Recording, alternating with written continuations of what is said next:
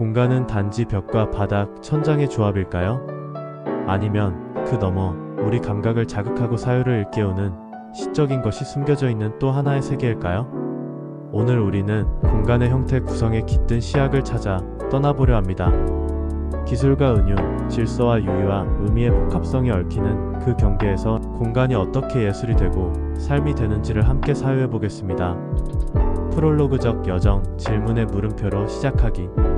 먼저 이런 질문으로 시작해보고 싶습니다. 공간의 형태 구성 혹은 형태의 조작이란 과연 무엇일까요? 우리는 흔히 형태를 기능적으로 정의합니다. 그에 대응하는 내용 역시 실용적 필요로 환원되지요. 하지만 그 둘은 단순한 짝짓기 이상의 의미를 지닌다고 생각해볼 수 있지 않을까요? 형태와 내용은 서로를 물들이고 확장시키는 일종의 시적 관계를 맺고 있는 것은 아닐까요? 시적인 것이란 무엇일까요? 혹 그것은 언어로 다 담아낼 수 없는 감각적 여백 혹은 은유와 상징을 통해 열어젖혀지는 새로운 인식의 세계 아닐까요? 그렇다면 기술적 설계와 시적 설계는 대립적인 것이 아니라 오히려 신비로운 상호매개의 과정을 통해 서로를 보완하며 하나의 감각적 장을 형성한다고 말할 수 있지 않을까요? 형태 간의 대립과 결합은 단지 물리적인 배치에 그치지 않습니다. 우리는 그 안에서 규칙을 적용하고 때로는 의도적으로 탈피하며 새로운 질서를 창조하는데요. 이 과정을 일종의 예술적 조작이라 부를 수 있지 않을까요? 예를 들어 건축이 단순한 구조물이 아닌 건축 행위로 이해될 때 그 배후에는 기능과 목적을 넘어선 원본적 시학이 자리 잡고 있을 수도 있겠다는 상상을 해보게 됩니다. 그 시학은 실용의 언어로는 다 담을 수 없는 잔잔한 감각 혹은 형태와 형태 사이에 피어오르는 하나의 은유의 장이 아닐까요? 그렇기에 오늘 우리가 함께 사유할 여정은 기능을 넘어서서 시적인 공간이란 무엇인지 그리고 그것은 어떻게 구성될 수 있는지를 묻는 여정이 될 것입니다. 형태와 내용 사이의 물리적 접합과 시적 은유의 결속. 공간의 형태를 구성한다는 것, 그것은 단순히 벽을 세우고 바닥을 정하고 천장을 덮는 배치의 행위에 그치지 않습니다. 혹은 그렇게 말할 수는 있지만 그 말만으로는 결코 충분하지 않습니다. 왜냐하면 건축의 형태 구성은 늘 어떤 질서를 따르는 동시에 그 질서의 경계에서 자유로운 유희를 추구하기 때문입니다.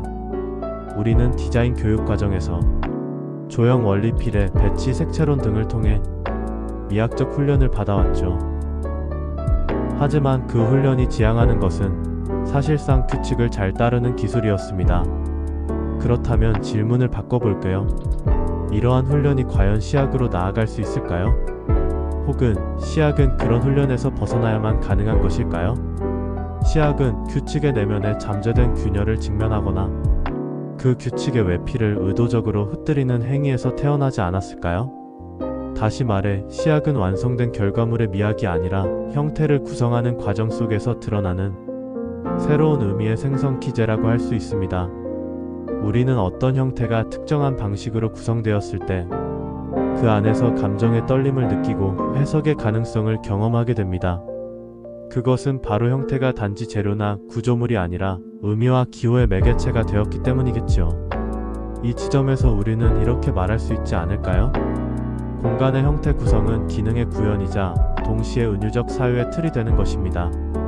그렇다면 이 과정을 통해 공간은 어떻게 우리의 감각을 일깨우고 기억을 호출하며 때로는 하나의 이야기로 확장될 수 있을까요?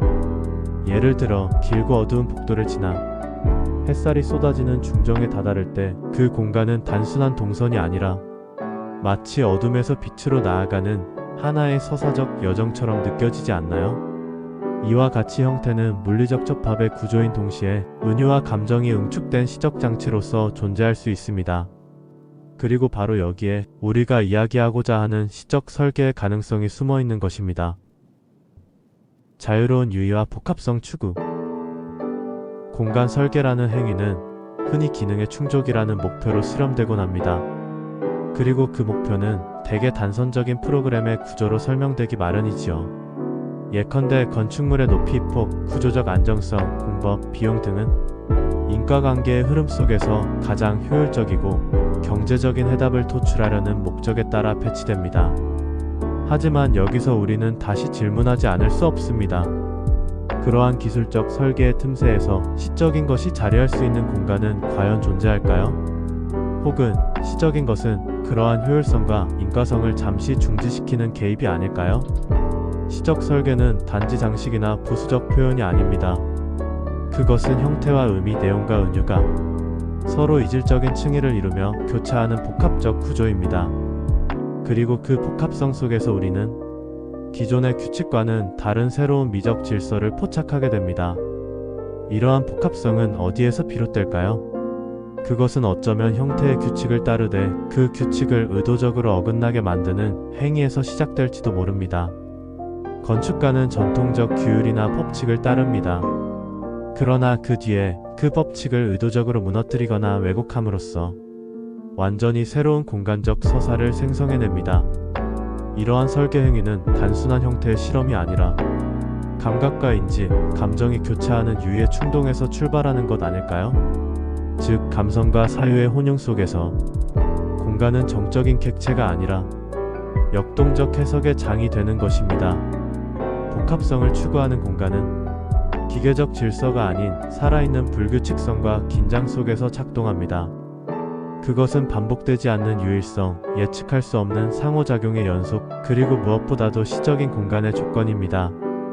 공간의 시작이란 바로 이 복합성과 유의 장 위에서 형태와 의미가 마치 춤추듯 얽히는 과정을 말하는 것이 아닐까요? 공간 구성은 기호의 조작이 될 수 있는가?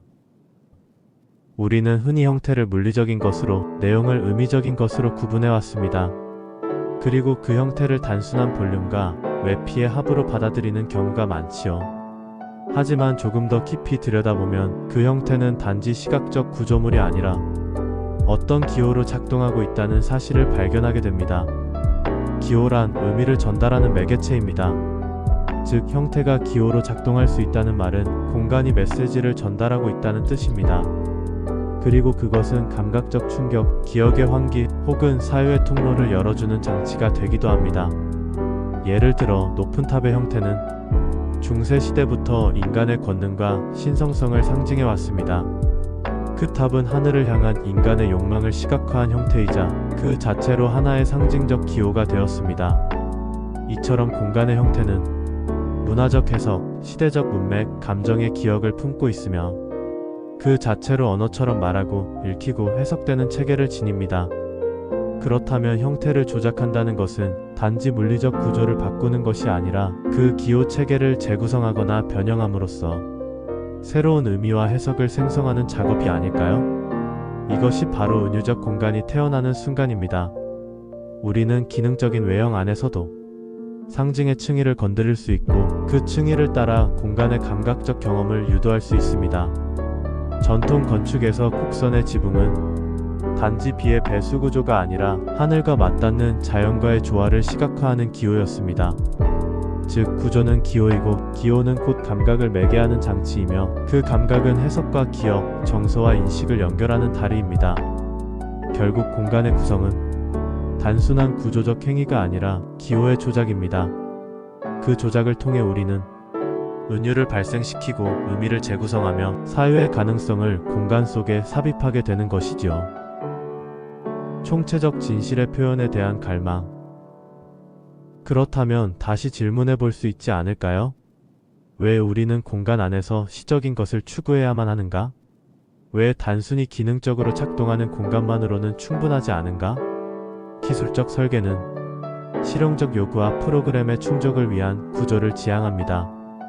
그 목적은 분명하고 논리적이며 반복 가능하지요.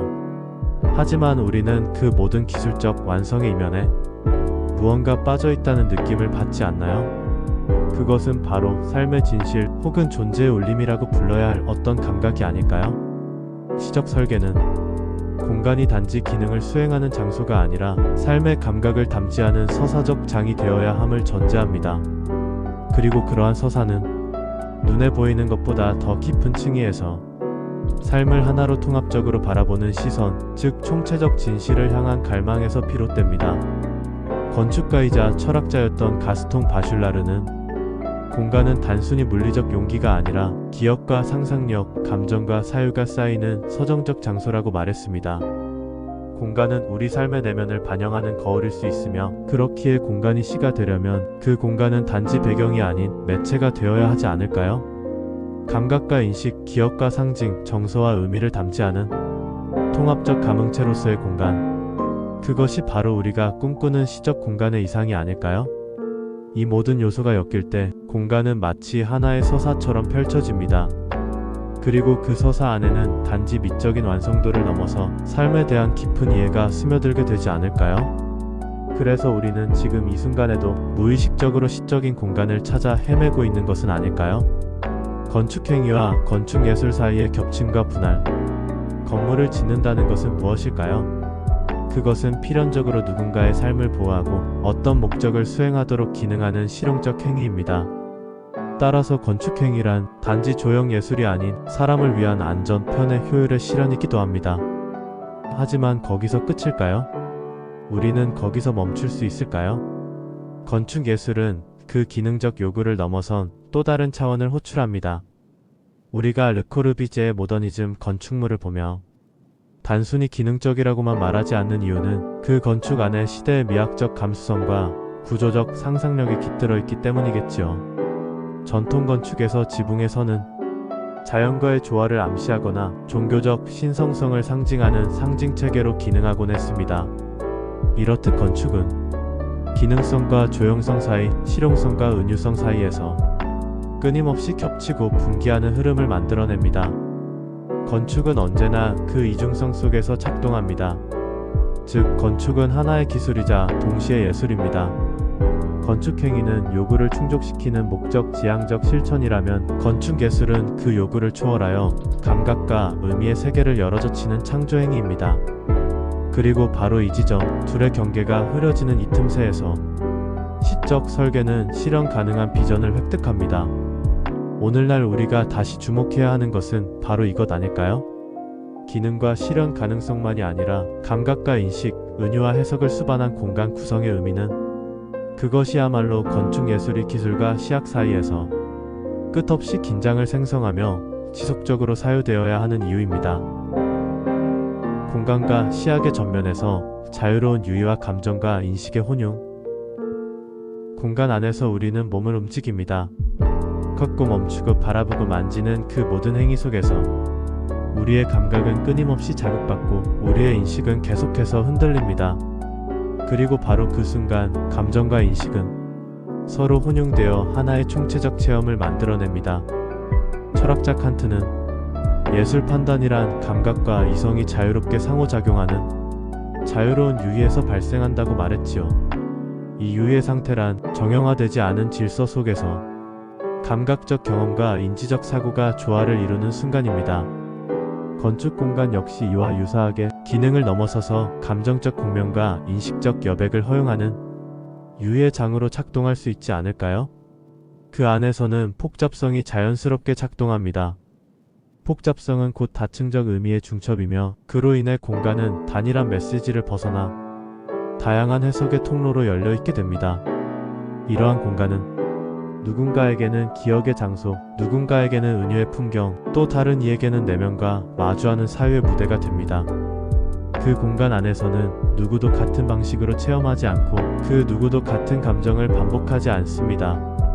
바로 이 지점에서 공간은 단지 건축된 환경이 아니라 시적인 현장으로 존재하게 되는 것입니다. 건축 공간이 시적이 될 수 있다는 것, 그것은 곧 감각과 의미, 감정과 해석이 끊임없이 재구성되는 유희의 장으로서 공간을 새롭게 읽어내는 가능성입니다. 미학적 훈련과 시학에 대한 성찰. 건축학교나 디자인학교에서 이루어지는 미학적 훈련은 대개 조형 원리와 테크닉, 즉 어떻게 형태를 조화롭게 구성할 것인가에 초점을 맞추지 않나요? 우리는 아름다움을 만드는 법을 배웁니다. 비례의 황금률을 익히고 균형의 논리를 반복하며 심미적 질서를 따라가도록 훈련받지요. 하지만 여기서 묻고 싶습니다. 그러한 훈련만으로 과연 시학에 도달할 수 있을까요? 시학은 단순한 규칙의 집합이 아닙니다. 그것은 오히려 규칙의 가장자리, 그 경계의 틈에서 시작됩니다. 시학은 형태를 파괴하는 것이 아닙니다. 형태를 낯설게 만들고 그 낯설음을 통해 새로운 의미를 생성하는 움직임입니다. 따라서 시약은 결과물로서 존재하는 것이 아니라 창작의 과정 속에서 발생하는 의미의 분화와 결합이라 부를 수 있겠지요. 공간을 설계하는 사람은 기술자가 아닙니다. 그는 시인이어야 하고 철학자여야 합니다. 그는 형태 뒤에 숨어있는 상징과 은유, 기억과 역사, 감정과 사유의 층위를 직관적으로 꿰뚫는 인문학적 시선을 지녀야 합니다.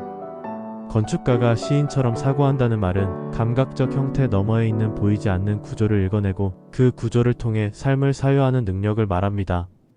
그는 하나의 공간을 설계하면서 동시에 하나의 세계를 발명하고 그 안에 은유의 사다리를 놓습니다.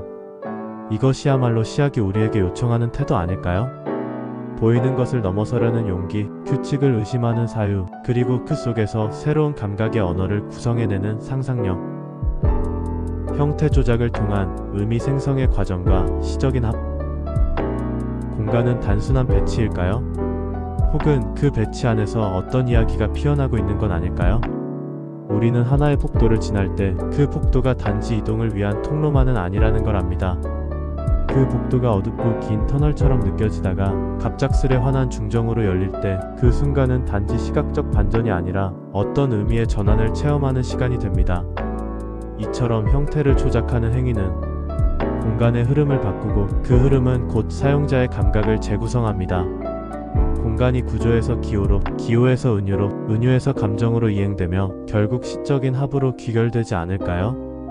형태는 배치의 수단이 아니라 은유의 장치이며 기억과 감각의 회로를 구성하는 구조입니다.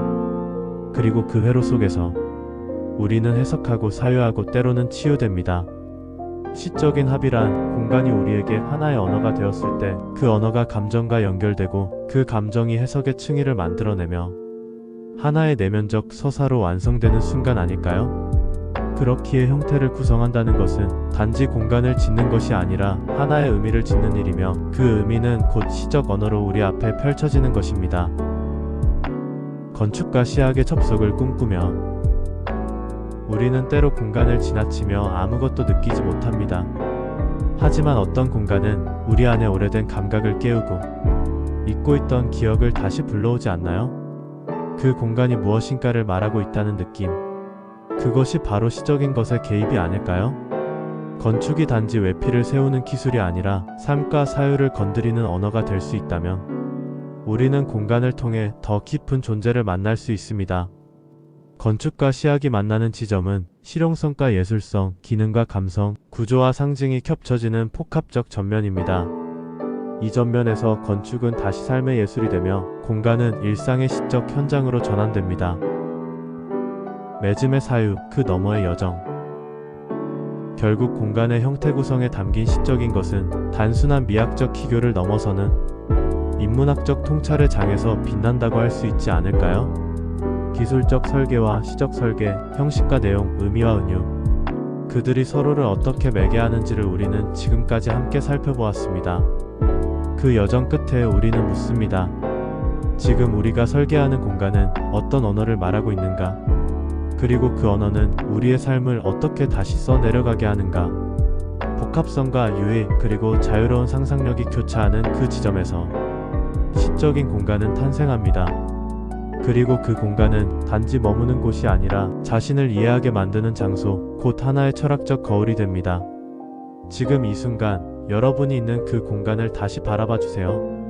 그 벽과 천장, 그 질서와 틈 사이에서 혹시 작지만 분명한 어떤 시적인 속삭임이 들려오지 않나요? 공간의 시약을 향한 여정은 오늘로 끝이 아닙니다. 지금부터 시작입니다. 함께 사유해 주셔서 고맙습니다. 영상이 도움이 되셨다면 좋아요, 구독, 그리고 여러분의 공간 경험을 댓글로 공유해 주세요. 감사합니다.